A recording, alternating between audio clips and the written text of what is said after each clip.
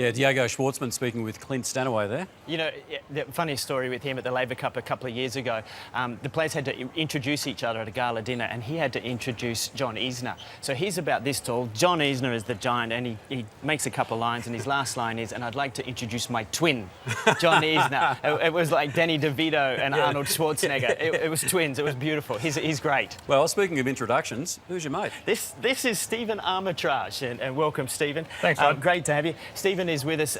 He looks after what is called UTR, Universal Tennis Ratings, and now give us a little bit of information about that, because it's something that here in Tennis Australia we're starting to use. Yeah, thanks, Todd, and thanks, Tony, for having me on today. UTR is it stands for Universal Tennis Ratings, as you said, and it's essentially tennis's global standard and rating for the sport. Think of it like a golf handicap, but for tennis. And so this week, Todd, we've integrated into the broadcast for the Australian Open, and right next to the ATP and WTA rankings, it has every professional's UTR. And kind of what this shows is essentially their form and level at the moment, and it's calculated based on who you played and what the score was, instead of essentially how far you've gotten in a tournament. I've got to say, Tony, when we're in the commentary booth, you hear us talk a lot about WTA rankings, ATP rankings. They're a 52-week rotational ranking. Yeah.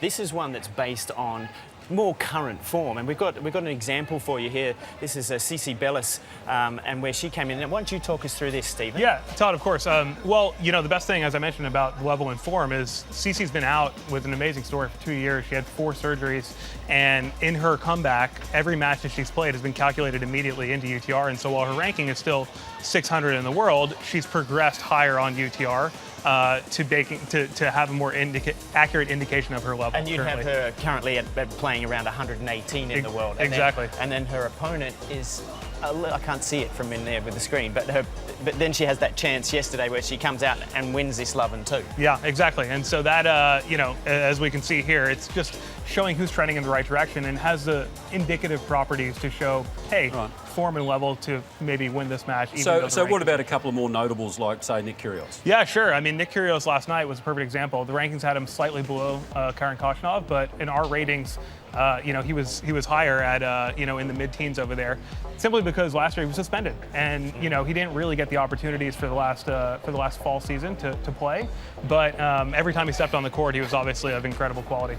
So on the ATP rankings was 17 to 26, but it was the opposite. It was 19 to 24. So it's been really fascinating. I've really enjoyed going through this, because you know, you can look at a draw at a Grand Slam, and these guys are far more accurate in picking what's going to be happening. I'll tell you what, I'm not a betting man per se, but if I was, get on board. Yeah. Get on board. And also, like when you finish and you're big on playing tennis after the Open, TJ, you can get your own UTR ranking as well. Really? Yeah, that's one of the go best. Into the thousands. Well, yeah. Well, that's one of the best parts about it. Actually, with our partnership with Tennis Australia, you know, every TA tournament and comps player is rated on UTR, and they actually have a profile in there. They just need to go to myutr.com and activate their profile. Right, okay. And of course, there is another claim to this man's fame. There is, yes. You know, his wife is famous.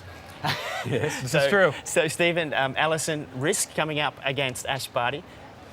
It's your wife. She is my wife. It's probably the best day of my life to marry her. Yeah, she's obviously got an incredible challenge tonight.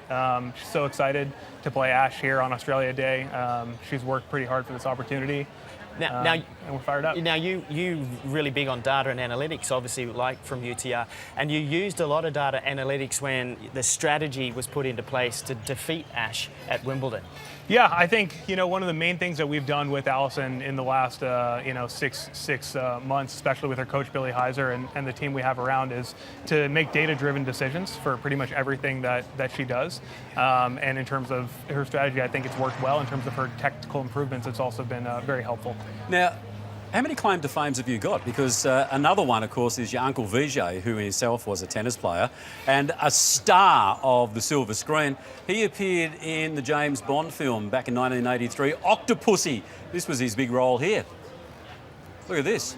Well, that's him there with the snake, is it? The Amritraj family in India are royalty, tennis royalty. Right. You know, Stephen's dad, Anand, played Davis Cup for years, and this man himself is a fairly decent player. But old Vijay, he's a superstar, isn't he? Well, he's definitely the man, and you know, it's really interesting. Obviously, this being the Grand Slam of Asia Pacific, it means a lot to people from our continent, and yeah, I think that, we've been lucky enough to have tennis be a family sport and have all of us be involved with it, whether it's in as a player or as a coach or on the business side. And I just couldn't be more grateful for them leaving this legacy and hoping that I can continue it. Well, that's great. That's great. All right, Todd. We wish Alison good luck, but Well, Kind of good luck. yeah, kind of good luck. Yeah, we hope for a good, clean game, injury-free, all that sort of stuff. But at the end of the day, we hope she gets done. It is a. Oh, we do. whack. Well, you spoke about Nadal being honest. It's all about honesty.